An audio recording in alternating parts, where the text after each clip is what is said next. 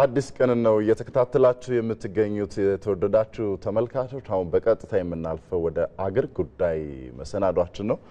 ነጻነት ዛሬ የአገር ጉዳይ መሰናዷችን ትኩረቱን የሚያደርገው ቀደም ሲል እንዳስተዋወቅ ነው የአፈር ማዳበሪያ ስርጭት ጋር የተያያዙ ጉዳዮችን ነው የሚያነሳው። በተለይ የግብርናውን ክፍል ኢኮኖሚ ምርትና ምርታማነት ለማሳደግ ከታሰበ የተለያዩ ቴክኖሎጂዎችን አልምቶ አርሶ አደሩ ማቅረብ ይጠቀሳል። የዘመናዊ ቴክኖሎጂዎችን እንዲሁም ደግሞ የተለያዩ ሳይንሳዊ የሆኑ አሰራሮችን ተግባራዊ ማድረግ አለ። ከዚህ በተጨማሪ ደግሞ የግብዓት አቅርቦት በዋናነት የሚጠቀስ ነው። ከግብዓት አቅርቦቶች ደግሞ በተለይ ምርጥ ዘርና የአፈር ማዳበሪያ እናነሳለን። በዛሬው የአገር ጉዳያችን ደግሞ የአፈር ማዳበሪያ ምን ያክል አርሶ አደሩ እየደረሰ ነው? ኢትዮጵያ እንደምናውቀው ድጎማን በማድረግ ጭምር ከውጭ ሀገር ነው ከፍተኛ ቁጥር ያለው የአፈር ማዳበሪያ ወደ ሀገር ውስጥ የምታስገባው። ባለፈው በጀት ዓመት እስከ 20 ሚሊዮን የሚጠጋ የአፈር ማዳበሪያ ኩንታል የአፈር ማዳበሪያ ገብቷል ወደ ሀገር ውስጥ። በዚህ ዓመት ደግሞ 24 ሚሊዮን ኩንታል የአፈር ማዳበሪያ ወደ ሀገር ውስጥ ይገባና ወደ ለአርሶ አደሩ ስርጭት ይካሄዳል ተብሎ እየተጠቀሰ ነውና ምን ያክል ለምርትና ምርታማነት አስፈላጊ እንደሆነ ይታወቃል።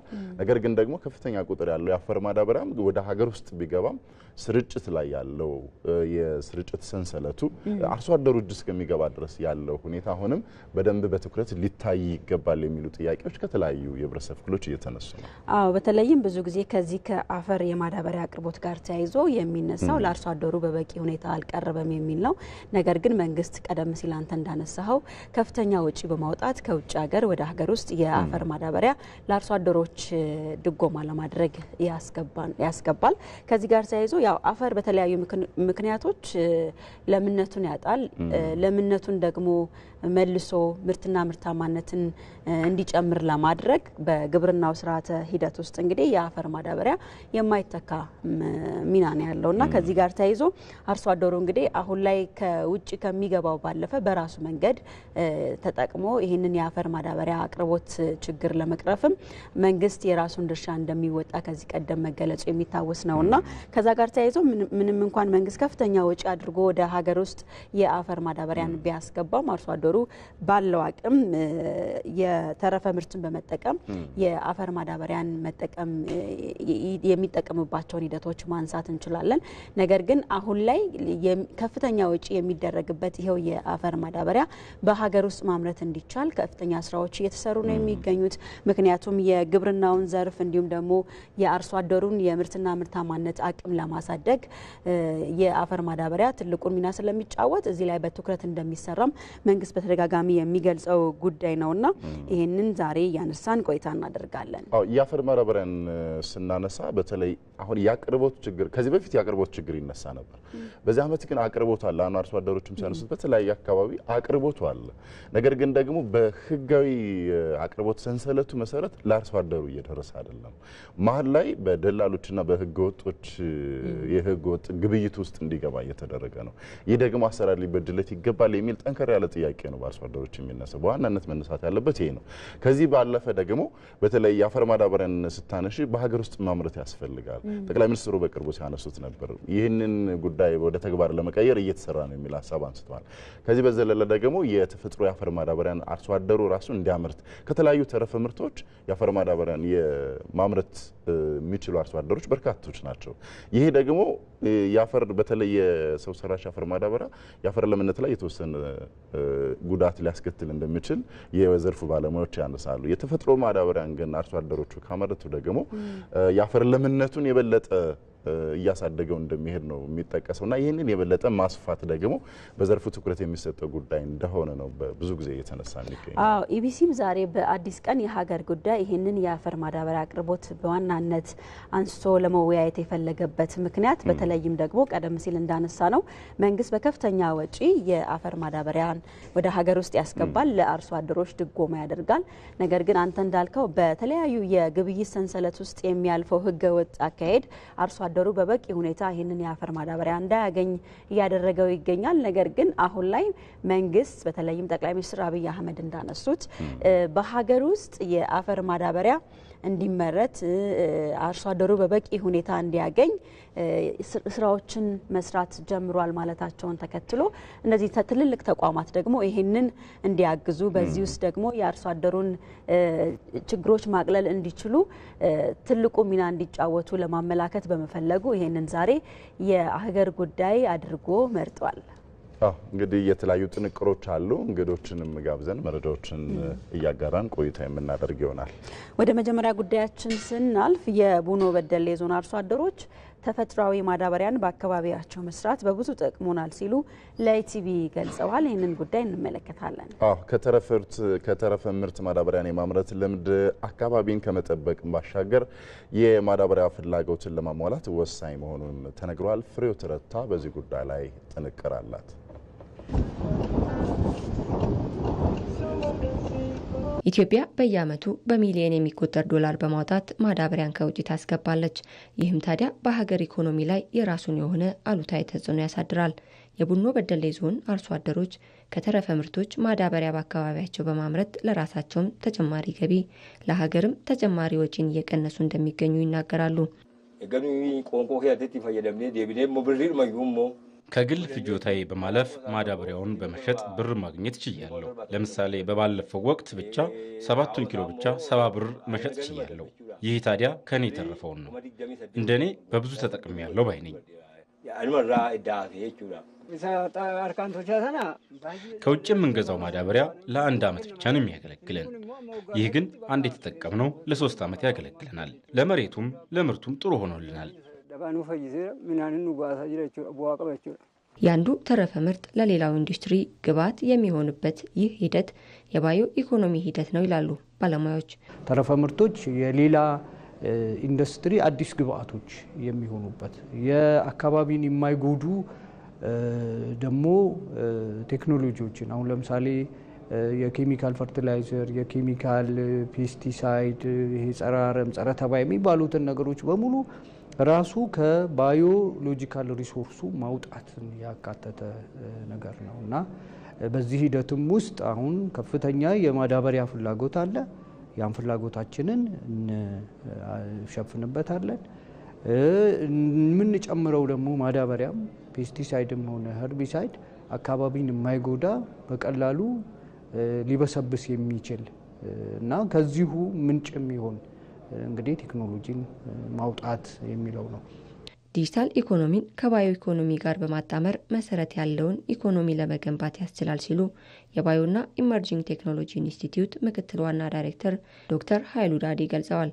ፕሮዳክት ሳይኖርሽ ዲጂታል ኢኮኖሚን ብቻ ብታራምጂ ምናልባት ኢ-ገቨርናንስን ኢ-ኮሜርስን ማሳለጥ ይቻላል። ግን ኢ-ኮሜርስን ደግሞ ማሳለጥ የሚቻለው ፕሮዳክቱ ሲኖረን መሸጥ ስንችል ነው።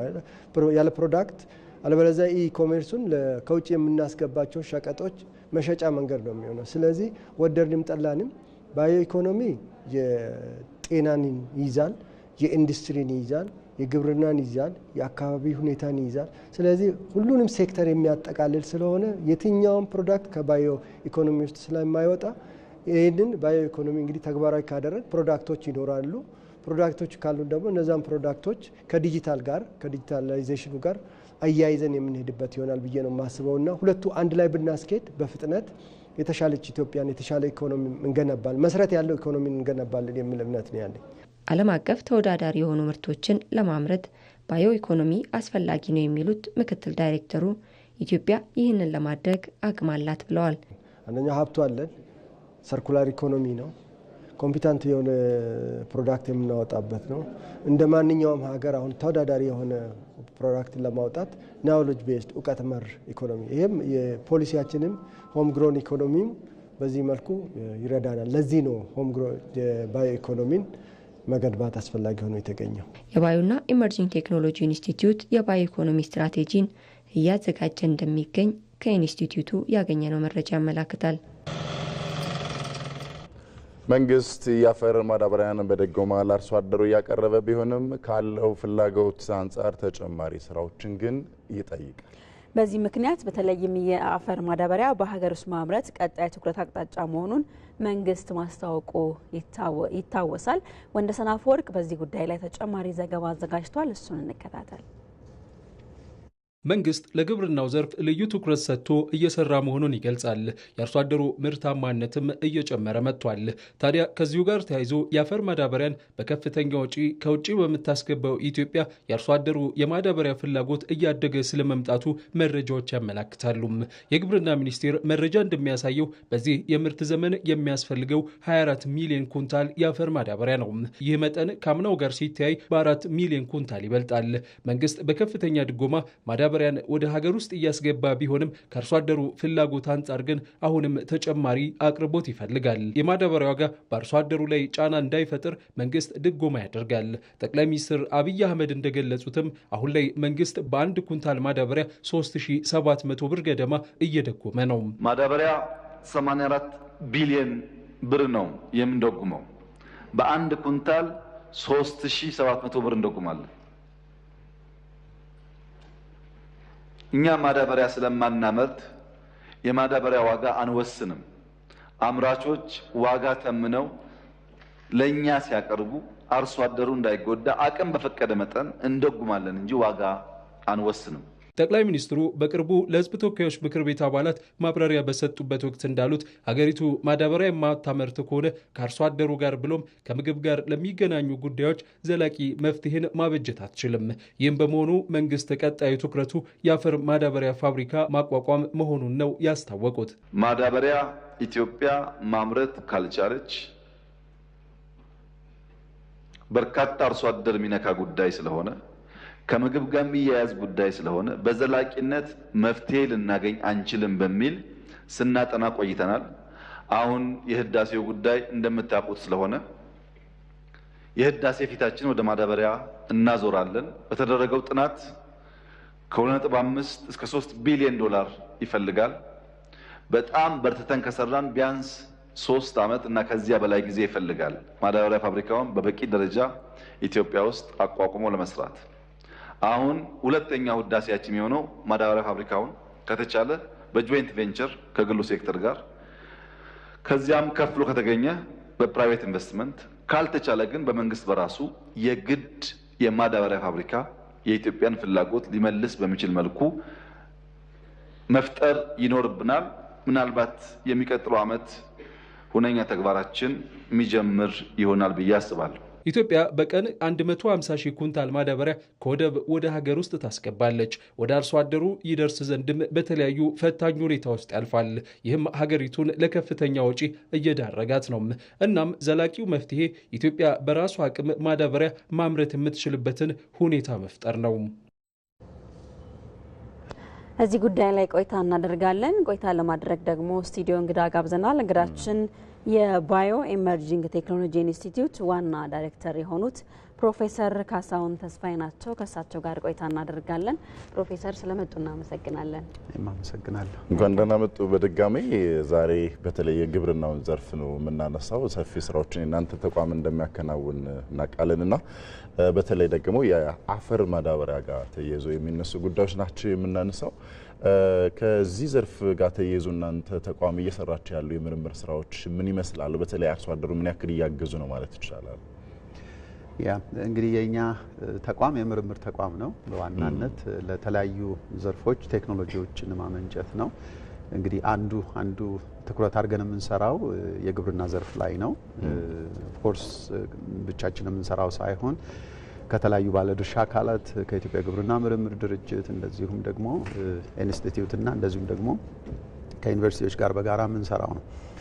እንግዲህ ግብርናን ማዘመን እንደገናም ደግሞ ግብርናን ደግሞ በተለያየ ኢንፑት መደገፍ ግብርና ውጤታማ እንዲሆን በምርትና ምርታማነት አሳድገን የምግብ ሉዓላዊነታችንን ጽኑ መሰረት ላይ ለመጣል ወሳኝ ነው።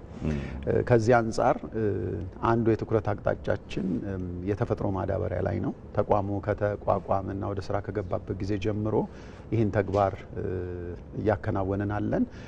ስለዚህ አርሶ አደሮችም ይሁኑ በአካባቢ ያሉ ወጣቶች በአካባቢያቸው ያለውን ደረቅ ቆሻሻ ወደ ኮምፖስትነት በመቀየር ወይም ወደ ማዳበሪያነት በመቀየር ለግብርና አፈር ማዳበሪያነት ግብዓት እንዲሆን ማድረግ ነው። ስለዚህ ይሄን በተመለከተ የተለያዩ ስልጠናዎችን እናደርጋለን። የስልጠና ማኑዋሎችን፣ ስታንዳርዶችን አዘጋጅተናል።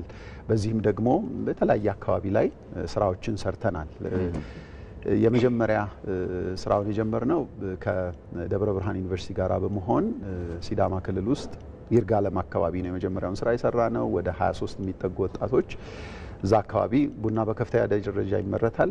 የቡና ቆሻሻ ውጋጅ ደግሞ የአካባቢ ብክለት እያደረሰ ነው ያለው። ስለዚህ በቀላሉ ይሄንን በቨርሚትል እንዲበላ በማድረግ ወደ ማዳበሪያነት መቀየር፣ ትሉን ደግሞ ለዶሮ እርባታ መጠቀም የሚቻልበትን ነው እዛ ጋር ያሳየ ነው። በመቀጠልም እዛው ደብረ ብርሃን አካባቢ ኮቱ የሚባል አካባቢ ላይ የከተማ ቆሻሻ ላይ እንደዚሁ ወጣቶች ተደራጅተው እንዲገቡ እንዲሰሩ አድርገናል። እዛው ደብረ ብርሃን ወደ ሲያደብር አካባቢ ደነባ አካባቢ ደግሞ እንደዚሁ የኢንዱስትሪ ውጋጅ ወይም ቆሻሻ ላይ በተለይ እዛ አካባቢ ደግሞ የብቅል ፋብሪካ አለ። የብቅል ፋብሪካው ተረፈ ምርት አለ። እሱን ወደ ማዳበሪያነት እንዲቀይሩ ወጣቶችን ወደ ስራ አስገብተን ከዛ ተጠቃሚ እየሆኑ ነው። ስለዚህ ስራ እየፈጠሩም ነው፣ እንደገናም ገቢም እያገኙም ነው ማለት ነው። በተጨማሪ አንዱ ትኩረታችን የቡና አምራች አካባቢዎች ናቸው። ምክንያቱም ቡናውን ሲያመርቱ ከፍተኛ ቆሻሻ አለ። እሱ ደግሞ የወንዝ ብክለት እያስከተለ ነው። ስለዚህ ለዚህ እንዲሆን ጮራ አካባቢ፣ ቡኖ በደሌ አካባቢ ወደ ኦሮሚያ ውስጥ እዛ ወጣቶችን አደራጅተን እንደዚሁ ከፍተኛ የሆነ የቆሻሻ ክምችት አለ፣ የቡና ገለፈት ክምችት። ስለዚህ እሱን ወደ ማዳበሪያነት እንዲቀየርና ለአርሶ አደሩ ማቅረብ እንዲችሉ እንደዚሁም በዛውም አርሶ አደሩንም ደግሞ ለማሰልጠን እድል አግኝተናል። በቋሚነት ሰበታ ላይ ከሸገር ክፍለ ከተማ ጋራ በመሆን ወይም ከሸገር ከተማ ጋራ በመሆን ሰበታ ላይ ቋሚ የስልጠና ማዕከል አለን። ቀድሞ ያ ስፍራ የሰበታ አካባቢ ደረቅ ቆሻሻ ማስወገጃ ነው። በፍጹም ወደዛ አካባቢ መቅረብ የማይቻልበት ቦታ ነው። አሁን ግን ቦታው ሲኬድ ጥሩ ማኔጅ የተደረገ ሆኖ ነው ያለው። ምክንያቱም በዛ ስፍራ የስልጠና ማዕከል ገንብተን ኮምፖስትም ያመርታሉ። እንደገናም ደግሞ ከሌላ ከተለያየ አካባቢ ላይ ለሚመጡትም ሰዎች ደግሞ ስልጠና የምንሰጥበት ቦታ ነው። እዛ ጋር የሚያሰለጥኑ ልጆች ድሮ ያንን ቆሻሻ ወዲያ ሲያደርጉ የነበሩ ልጆች ናቸው። ስለዚህ በስልጠናም እንደገናም ደግሞ ይሄን በማስፋፋት ስራዎችን እየሰራን ያለን። መልካም። ምናልባት አሁን ጥሩ የሚባል ተሞክሮዎችን እያነሱልን ነው እንደ ተቋም እየሰራችሁ ያላችሁትን ስራ ማለት ነው። መንግስት ደግሞ አሁን በከፍተኛ ወጪ እንደሚታወቀው ወደ ሀገር ውስጥ የአፈር ማዳበሪያ በማስገባት ለአርሶ አደሩ ድጎማ ያደርጋልና ካለው ፍላጎት አንጻር በቂ አይደለም የሚለውም ነገር ይነሳል። ከአርሶ አደሩ ፍላጎት አንጻር ይህንን ለማስቀረት ደግሞ በሀገር ውስጥ ማምረት እንዲቻል የተለያዩ ስራዎች እንደሚጀመሩም ቀደም ሲልም ጠቅላይ ሚኒስትር አብይ አህመድ የተናገሩትን እየሰማን ነበርና ከዛ ባለፈ ግን አርሶ አደሩ እንግዲህ በአካባቢው ከሚገኝ ተረፈ ምርት ቀደም ሲል እርሶም እንዳነሱት በተለያዩ አካባቢዎች የሚገኘውን ተረፈ ምርት ሊሆን የሚችለውን ማለት ነው በመጠቀም እንዳቅሙ የሚጠቀምበትን ተሞክሮ ማንሳት ይቻላልና እንደው አርሶ አደሩ ይሄንን ልምዱን ይሄንን አቅሙን ተጠቅሞ የአፈር ማዳበሪያን በራሱ አቅም እንዲያመርት ምን አይነት ስራዎችን እየሰራችሁ ነው? ከዛ ባለፈ ደግሞ የአርሶ አደሩ አመለካከትንስ እንዴት አያችሁት? ወደ ተረፈ ምርት ለአርሶ አደሩ እናንተ ሰርታችሁ ስታቀርቡ አዘጋጅታችሁ ስታቀርቡ እንደው ተቀባይነቱስ እንዴት አያችሁት? ያ ጥሩ ጥያቄ ነው። በአርሶ አደር ዘንድ ያለው ተቀባይነት በጣም ከፍተኛ ነው። አንዳንድ ቦታ ላይ ጥያቄ ነበረብን። በእርግጥ አርሶ አደሩ ይሄን ነገር በተፈለገው ደረጃ ይወስዳል ወይ የሚል ስጋት ነበረብን። በተለይ ወጣቶችን ወደ ስራ ስናስገባ ለአርሶ አደሩ ነው የሚያቀርቡት። ስለዚህ አርሶ አደሩ ጋር ሪሊ ፍላጎት አለ የሚል ጥያቄ ነበረብን። ግን በፍጹም አርሶ አደሩ ጋር ከፍተኛ ፍላጎት ነው ያለው። አልፎ ተርፎ ወረፋ እስከመያዝ ድረስ ደርሷል። በተጨማሪ ደግሞ ስልጠና ባገኙበትና አርሶ አደሮች ደግሞ እድል ባገኙበትና በቂ የግብርና ተረፈ ምርት ወይም ቆሻሻ ወይም ውጋጅ ባለበት አካባቢ ደግሞ ከፍተኛ ፍላጎት ነው ያለው አርሶ አደሩ የራሱን ለማዘጋጀት። ምክንያቱም በጣም ሰፊ እውቀት የሚፈልግ ነገር አይደለም። ኦፍ ኮርስ የግብርና ሰራተኞች አጠገባቸው አሉ። ስለዚህ እነሱም ድጋፍ ያደርጉላቸዋል። ከዛ ባለፈ ግን አርሶ አደሩ በሚነገረውን ነገር በትክክል ፎሎ በማድረግ በመከተል በራሱ አቅም የራሱን ኮምፖስት ማዘጋጀት የቻለበት ሁኔታ ነው ያለው። አንዳንዴ ለአንድ አርሶ አደር የሚኖረው ቆሻሻ በቂ ላይሆን ይችላል። ከዛ አንጻር ሊሚቴሽን ስለሚኖር ነው ብዙ ጊዜ ወጣቶችን የምናበረታታው። ኦፍ ኮርስ ለወጣቶችም የስራ እድል ፈጠራ ነው፣ ገቢም ነው። ከዛ ውጪ አርሶ አደሩ በቂ ቆሻሻ ባለበት አካባቢ ይሄ እድል ሲያገኝ በራሱም ቨርሚ ኮምፖስትም እንደገና ደግሞ ሌላ አይነት ደግሞ ኮምፖስትም አለ፣ ዊንድሮ ኮምፖስቲንግ የሚባል ከፍተኛ ቆሻሻ ባለበት አካባቢ ጥቅም ላይ የሚውል እሱንም በመስራት አርሶ አደሩ ፍላጎቱም አለው ተጠቃሚም ነው። በከፍተኛ ደረጃም ደግሞ አንዳንድ ቦታ ላይ ለውጦች እየመጡ ነው ያለው። እስኪ አሁን መጨረሻ ላይ በአጋጣሚ ላነሳው የነበረውን ጥያቄ ባጭር ሀሳብ አነሱት። ለውጦችም እየመጡ ነው የሚለው እንዲህ አይነት የምርምር ስራዎች ብዙ ጊዜ በሰፊው ወደ ተግባር ሲቀየሩ አይስተዋልም እና አሁን ደግሞ ሀገራችን ዘርፉ ሰፊ ፍላጎት አለው። ስለዚህ ከፍላጎቱ አኳያ በምን ያክል ስፋት እየተካሄደበት ነው? ይህስ ምን ያክል ውጤት እያመጣ ነው የሚለውን እንድናየው ፈልጌ። እንግዲህ ይሄ ነገር የሁሉንም ባለድርሻ አካል ርብርብ ይፈልጋል። አንድ ተቋም ወይም የምርምር ተቋም ብቻ ጉዳይ ሆኖ መቅረት የለበትም እና እንደ ተቋም እኛ አሁን እያደረግን ያለነው ነገር አለ። ኦፕን ኢንስቲትዩት ኦፕን ስኩል የሚል አይነት ስራ እየሰራን ያለነው። በዚህ ኦፕን ስኩል ውስጥ ምንድነው የምናደርገው? በተለያየ ቦታ ያሉ ኤክስፐርቶች ስኪሉ ያላቸው ተቋሞች፣ ዩኒቨርሲቲዎች፣ የምርምር ተቋማት መጥተው እኛ ጋር ስልጠና እንዲወስዱ እናደርጋለን ሰበታ ላይ። ከዛ በኋላ ሄደው እዛ ስራ እንዲጀምሩ የአካባቢ ያሉትን የግብርና ሰራተኞች እንዲያሰለጥኑ፣ አርሶ አደሮችን፣ ወጣቶችን እንዲያሰለጥኑ እናደርጋለን። በዚህ ሂደት የተሻለ ነገር አይተናል። ምክንያቱም እኛ ብዙ ቦታ ልንደርስ አንችልም። ነገር ግን በአካባቢው ዩኒቨርሲቲዎች አሉ፣ በአካባቢው ምርምር ጣቢያዎች አሉ። በዙ በደንብ ለውጥ ማምጣት ተችሏል ማለት ነው። እኛ ቴክኒካል ድጋፍ እናደርጋለን፣ ስልጠና እንሰጣለን። የኮምፖስቱን ኳሊቲ ደግሞ ማተር ያደርጋል። ምክንያቱም ኮምፖስቱ በደንብ ዳይጀስትድ ሳይሆን ወደ እርሻ ከሄደ ሰብሉን የማቃጠልም ነገር አለው። ስለዚህ ኳሊቲ ኮንትሮልንም እንሰራለን። ስለዚህ በዚህ አይነት መልኩ ሌሎች የምርምርም ይሁኑ የትምህርት ተቋማትና ከግብርና ጋር ተጓዳኝ የሆኑትን በስልጠና እያበቃን ኢቭን ፕራይቬት ሴክተሮች ራሱ ፍላጎት እያሳዩ መጥተው ስልጠና እየወሰዱ ነው። በዚህ አይነት መልኩ ለማስፋት ጥረት እያደረግን ነው። ቀደም ሲል ጠቅላይ ሚኒስትሩንም እየሰማን ነበርና የአፈር ማዳበሪያ በሀገር ውስጥ ለማምረት ላይ ትኩረት መደረግ አለበት የሚል አይነት ሀሳብ እየተነሳ ነበር። ከዚያ አኳያ አሁንም እነዚህ የምርምር ስራዎች ናቸው አጋዥ ይሆናሉ ተብሎ የሚታሰበው። እነዚህ ለዛ መነሻነት የሚያገለግሉ ይሆናሉ ተብሎ ይታሰባል። እንደው እነዚህም እንኳ ባይሆኑ በአዲስ ደግሞ ለዛኛው ግብዓት ሊሆኑ የሚችሉ የምርምር ስራዎች በእናንተ ደረጃ ታስበዋል? እንግዲህ ማዳበሪያ ዋናው ነገር ነው። በተለይ ግብርና የኢኮኖሚ መሰረቱ ለሆነ ሀገር፣ ብዙ ማህበረሰብ ግብርና ላይ ለሚሳተፍ ሀገር አንደኛውና ዋናው ግብዓት የአፈር ማዳበሪያ ነው። በተለይ ደግሞ ለረጅም ዓመታት የታረሰ መሬት ላላት ለኢትዮጵያ አፈር ማዳበሪያ በጣም ኢምፖርታንት ነው። ስለዚህ አንዱ የኛም ፎከስ አድርገን የምንሰራበት አካባቢ የአፈር ማዳበሪያ ላይ ነው። የማዳበሪያ ፋብሪካ እንኳን ቢኖር ወደፊት ጠንካራ የሆነ የምርምር ተቋም ያስፈልገዋል፣ ያንን የሚደግፍ እንደ እርሾ እኛ ጋርም እየተሰራ ያለ ስራ አለ። ግብርና ምርምር ኢንስቲትዩትም እየተሰራ ያለ ስራ አለ። ዩኒቨርሲቲዎችም ላይ ከሶይል ኬሚስትሪ አንጻር እየተሰሩ ያሉ ስራዎች አሉ። ስለዚህ ለእርሾ የሚሆኑ አሉ። ነገር ግን የማዳበሪያ ፋብሪካው ወደ እውን ወደሚሆንበት ደረጃ ሲመጣ ጠንካራ የሆነ የአፈር ማዳበሪያ ምርምር ተቋምም ያስፈልገናል።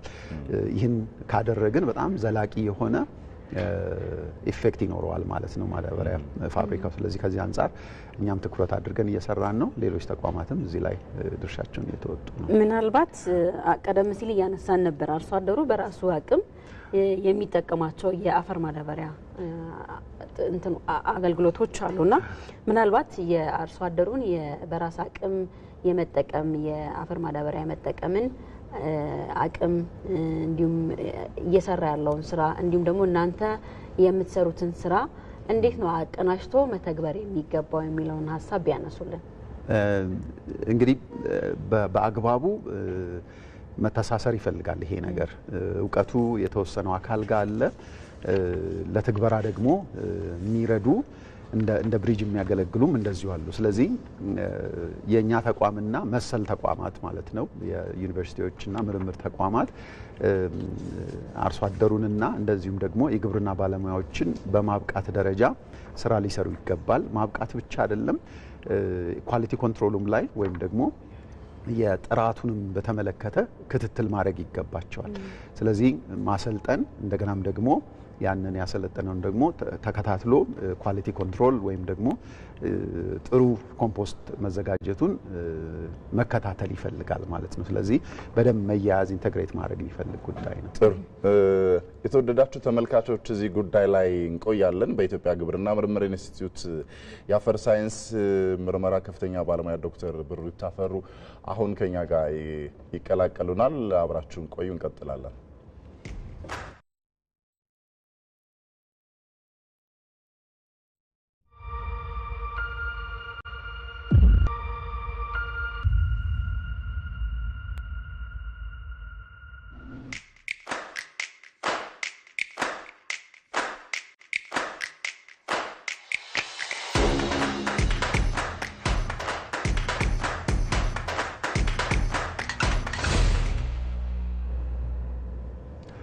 ዶክተር ብሩ ይታፈሩ የግብርና ምርምር ኢንስቲትዩት የአፈር ሳይንስ ምርመራ ከፍተኛ ባለሙያ ከኛ ጋር ተቀላቅለውናል። ከሳቸው ጋር አጭር ቆይታ የምናደርግ ይሆናል።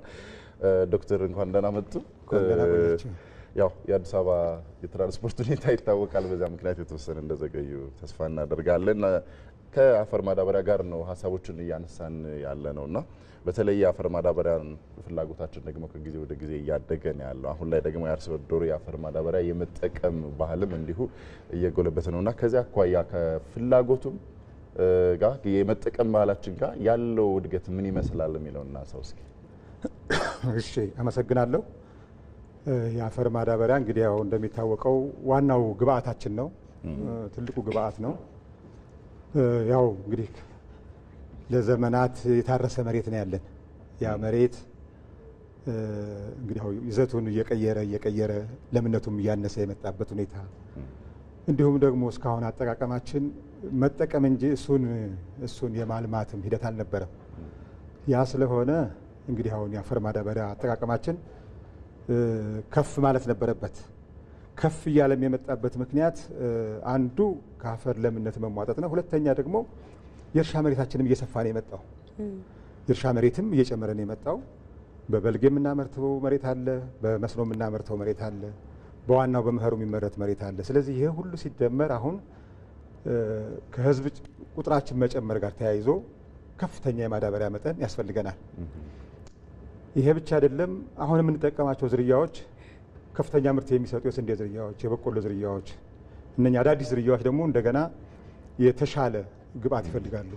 እንዲሁ እንደ ድሮ እንደ አገር ቤቱ ዝርያዎች በትንሹ ግብአት የምንጠቀማቸው አይደሉም። ስለዚህ የአዳዲስ ዝርያዎች ወደ ምርት እየገቡ መሆናቸው፣ የህዝብ ቁጥር መጨመር፣ የመሬታችን መጎዳት፣ እነኚህ ሁሉ ሲደመሩ አሁን የማዳበሪያ አጠቃቀማችን ከፍ ብሏል።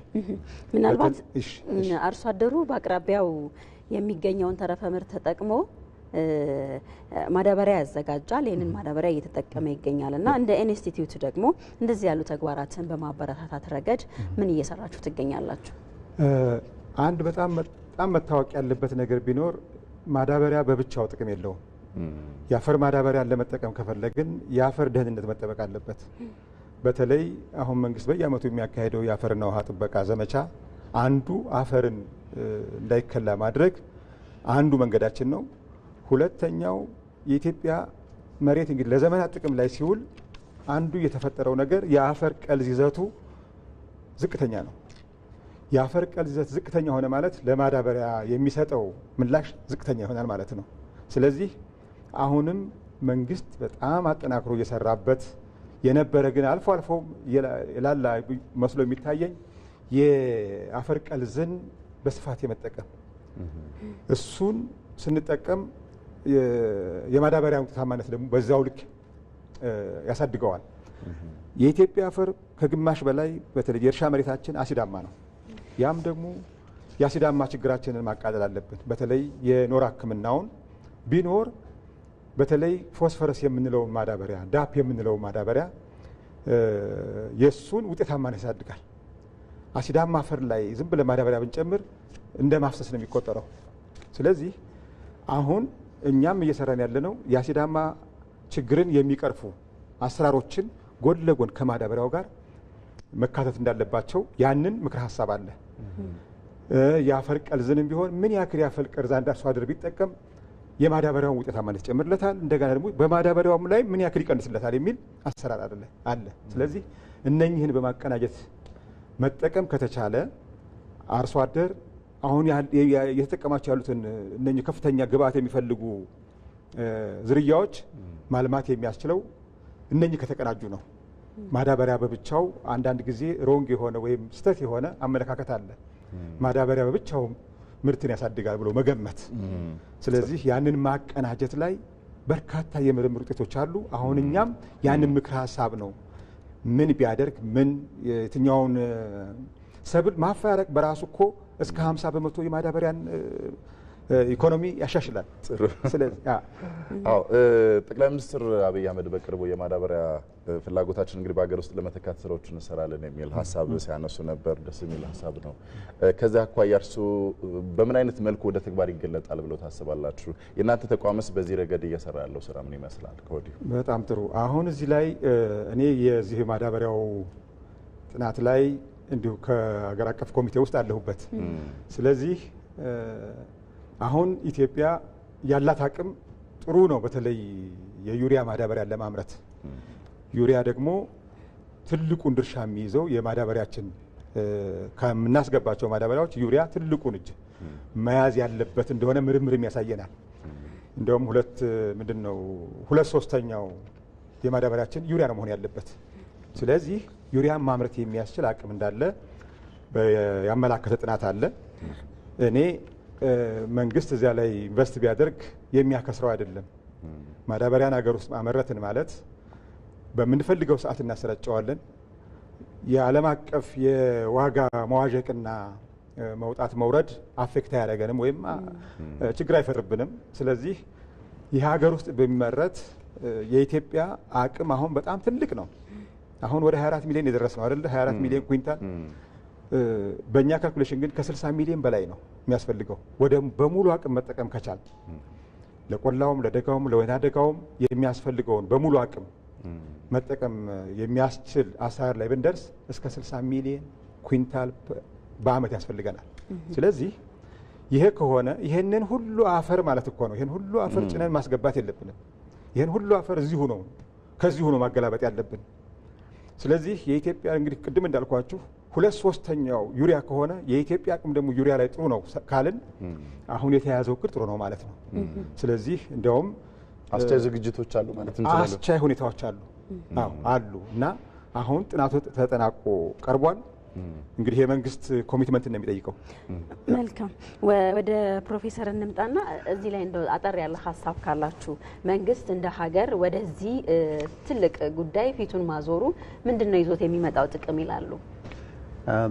ጠቀሜታው በጣም ከፍተኛ ነው። ቅድም እንዳነሳሁት ግብርናችን ማለት መሰረታችን ግብርና ነው። ሰፊ ማህበረሰብም ነው ግብርና ላይ የተሰማራው። ስለዚህ ዋና ግብዓት የሆነውን ማዳበሪያን ከምርጥ ዘር ጋር አቀናጅተን ከተጠቀምን ያሰብነውን የምግብ ሉዓላዊነት በሁሉም የምግብ እህል ዘርፎች ማረጋገጥ እንችላለን ማለት ነው። አልፎ ተርፎም ደግሞ ወደ ውጭ ኤክስፖርት የምናረጋቸውን ኮሞዲቲ ላይ ወይም የተለያዩ የእህል ዘሮች ላይም እንደዚህ ውጤታማ ስራዎችን መስራት ያስችለናል። በራሳችን አቅም እንድንቆም ያደርገናል። ስለዚህ ሉዓላዊነታችንን በደንብ ልናረጋግጥበት የምንችልበት አንደኛው ዘርፍ ነው ብዬ ነው ማምነው፣ በተለይ በማዳበሪያ ራሳችንን ከቻለ። ጥሩ ዶክተር፣ የመጨረሻ ሀሳብ እናደርገውና በሀገር ውስጥ እንግዲህ የማምረት ስራዎቹ ከወዲሁ ሀሳቦቹም ውጥኖቹም ቀደም ብለው እንዳሉ ቀደም ሲል እርስዎም ሲያነሱ ነበርና ወደ ተግባር እንዲገለጥና በፍጥነት ወደ ተግባር ተቀይሮ አርሶ አደሩም ከዚህ ሁኔታ ተጠቃሚ እንዲሆን ምን መሰራት አለባቸው ይላሉ? በቀጣይ እንግዲህ ማዳበሪያ ያው እንዳልነው የግብአቶች ሁሉ ቁንጮው ነው። እኔ አሁን ምርጥ ዘር ጥሩ ነው። ምርጥ ዘር እስካሁን ሲነሳ የነበረው እንደው ቁጥር 1 ነበር የሚባለው። እኔ ቁጥር 1 አሁን ማዳበሪያ ነው እና አሁን ጥናቱ ያለቀ ሂደቱ ያለቀ ምንድነው የጥናት ዶክመንት ቀርቧል። ይሄ እንግዲህ የመንግስትን አቅም ይጠይቅ ይሆናል። በሀገር ደረጃ አቅሙ አለ። ኢቭን ይህንን ማከናወን የሚያስችል የሰው አቅም ሁሉ እንዳለን ያየ ነው እና ይሄ ከሆነ የኢትዮጵያ አርሶ አደር ደግሞ አሁን በቅርቡ ያየነው ነገር ፍላጎቱ እዚህ ማዳበሪያ ላይ ነው። የዚህም ማዳበሪያ ምላሽ ሰጥ ማለት ተረድቶታል። እንዲያውም አሁን በቅርቡ አንዳንድ ወርክሾፖች ነበሩን እና እዚያ ላይ ያነሱ የነበረው በቃ የዩሪያ መዘግየት፣ የዩሪያ በጊዜ አለመምጣት፣ ለዩሪያ የሰጠነውን ቦታ ያነሰ መሆኑን ይገልጻሉ። ስለዚህ መንግስት አሁን በሀገርም ያለው አቅም የሚያሳየን በተለይ ዩሪያ ማምረት ነው።